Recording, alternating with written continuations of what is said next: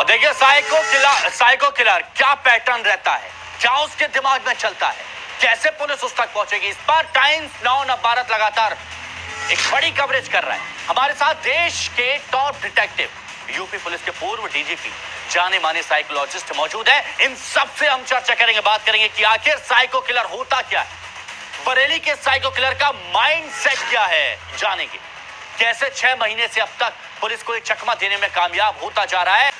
हमारे साथ में बने हुए हैं संजीव देशवाल जी। आप डिटेक्टिव हैं संजीव देशवाल जी, और क्या होता है साइको किलर, क्योंकि बहुत बार ये सवाल मन में आता है कि एक के बाद एक लोगों को टारगेट करना। जरा मैं आपसे जानना चाहता हूं इस पर। देखिए, हम जब साइको किलर की बात करते हैं तो साइको किलर का एक पैटर्न होता है, और इस पैटर्न में अगर हम देखें कि वो जैसे अंधेड़ महिलाओं को अपना टारगेट बना रहा है, ऐसे में क्या वो किसी ऐसी महिलाओं से जो उसके साथ हो, या चाहे वो बुजुर्ग हो या सास पत्नी, कोई ऐसी लेडी जिसकी वजह से सताया गया हो या प्रताड़ित हो, या ऐसी महिलाओं को वो कर रहा हो, ये साइको किलर का एक पैटर्न है। लेकिन मेरे को इस पूरे पैटर्न के अंदर साइको किलर का पैटर्न इतना ज्यादा नजर नहीं आता, क्योंकि अगर मैं जब गौर से देखता हूँ तो समझने की कोशिश करता हूँ, तकरीबन 6 महीने के अंदर 9 हत्याएं, जिन टारगेट को चुना गया वो सब की सब 50 से 100 किलोमीटर के रेडियस के अंदर थी, उम्र दराज थी।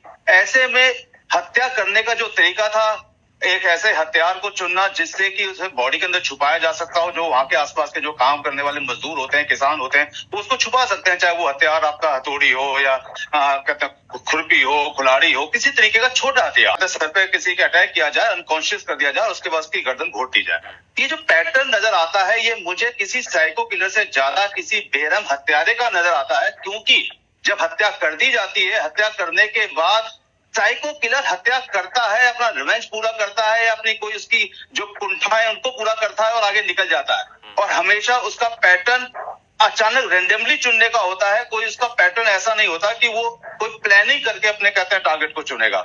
लेकिन यहाँ पे अगर आप देखते हैं तो जिस भी लेडी को चुनता है वो अंधेड़ उम्र दराज महिला है, और उसके बाद जब उसको वो अनकॉन्शियस करके उसकी हत्या कर देता है, तो उसके बाद उसके गहने, वो गहने कीमती गहने नहीं है, वो रोजमर्रा के पहने जाने वाले गहने हैं जो महिलाएं पहनती हैं, और वो बहुत कीमती भी नहीं है। जब वो कीमती गहने नहीं है और उन गहनों को वो वहां से चोरी कर लेता है, उस गहनों से उसकी कौन सी जरूरतें पूरी होती हैं, ये सब चीजें एक बेरहम हत्यारे की तरफ ज्यादा इशारा करती है, ना कि एक साइको की तरफ। और इसमें भी कोई दो राय नहीं है कि पुलिस के लिए या इन्वेस्टिगेशन एजेंसीज के लिए ऐसे साइको किलर या बेरहम हत्यारों ढूंढने का काम बहुत चैलेंजिंग टास्क होता है। बहुत चैलेंजिंग टास्क होता है, ये जो आपने कहा बहुत चैलेंजिंग टास्क होता है। साइको किलर की बात यहाँ पर की जा रही है, आपने कहा साइको किलर या बेरहम हत्यारा। जी, आप डिटेक्टिव हैं, इसीलिए ये मेरे मन में ये सवाल है, जैसे कि बताया बहुत पैशनेट है, ठीक है, उसके मन में सनक है, उसको हत्याएं करनी है, लेकिन कहीं तो कोई सबूत छोड़ता होगा, क्योंकि वो हत्या कर रहा है, साइको है, तो हो सकता है कि वो जल्दबाजी में कोई सबूत छोड़े, लेकिन यहाँ पर सबूत भी नहीं छोड़े जा रहे। किस तरह के सबूत यहाँ पर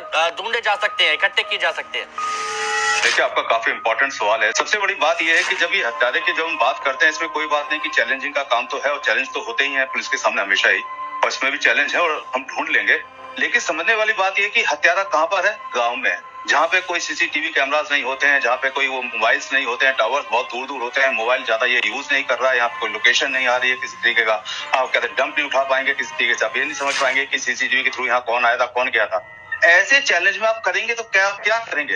देखिए, जब हम पुलिस इन्वेस्टिगेशन करते हैं तो शहरों की इन्वेस्टिगेशन और गाँवों की इन्वेस्टिगेशन में बहुत अलग तरह का अंतर है। गांवों की जब हम शहरों की बात करते हैं तो शहरों की इन्वेस्टिगेशन के अंदर आप सीसीटीवी, मोबाइल रिकॉर्ड्स, ये सब इकट्ठा करते हैं, बैंक रिकॉर्ड्स इकट्ठा करते हैं, और कहीं ना कहीं इन्फॉर्मेशन गैदर करके आप कहते हैं क्रिमिनल तक पहुंच जाते हैं। लेकिन जब बात गांवों की करते हैं तो गांवों में लोकल इंटेलिजेंस सबसे ज्यादा काम करती है। लोकल इंटेलिजेंस इसलिए सबसे ज्यादा काम करती है कि गांवों में अगर कोई बाहर से भी एक आदमी आता है तो पूरे गांव को पता चल जाता है कि बाहर का आदमी है। आप हमारे साथ बने रहिए, खबर आ रही है, खबर बताना जरूरी है। साइको किलर से न सिर्फ बरेली बल्कि आसपास के जिलों की महिलाएं भी खौफजदा है। आखिरकार वारदात को अंजाम देने के लिए साइको किलर किस पैटर्न का इस्तेमाल कर रहा है? घर जाकर वो लोगों से पूछताछ कर रहे हैं कि सब घर पर हैं या नहीं। इसके अलावा बाहर से आने वाले हर एक शख्स पर नजर रखी जा रही है। गांव के लोगों का कहना है कि अब वो अपने गांव की रखवाली खुद करेंगे। संजीव देशवाल जी, ये गांव के लोग अब एक्टिव यहाँ पर हो गए हैं, वो लोग भी अपनी सुरक्षा यहाँ पर कर रहे हैं। लेकिन सबूतों को कैसे खंगाला जाए, सबूतों को कैसे जुटाया जाए, क्योंकि कोई कितना भी शातिर हो, कहीं ना कहीं कोई कमी तो छोड़ ही जाता है। लेकिन यहाँ पर अभी तक एक भी सबूत नहीं मिला। जो भी आपने मुझे पैटर्न बताया, उस पैटर्न के अनुसार अगर मैं समझने की कोशिश करता हूं तो हत्यारे ने आसपास पहले जो मर्डर किए होंगे वो अपने वहां किए होंगे जहां वो रहता होगा। उसके बाद जब पुलिस की दबिश बढ़ने लगी, पुलिस की जांच पड़ताल बढ़ने लगी, लोगों के ऊपर प्रेशर आने लगा, तो उस वक्त हत्यारे ने पुलिस को मिसगाइड करने के लिए थोड़ा दूर एरिया में गया होगा। ये उसने जो पैटर्न बनाया है, पहले अपने आसपास कत्ल करना, क्योंकि उस वक्त उसको ये नहीं पता था कि पुलिस इतनी एक्टिव हो जाएगी। उसकी अपनी जरूरतें थी, जरूरतें उसे पूरी करनी थी।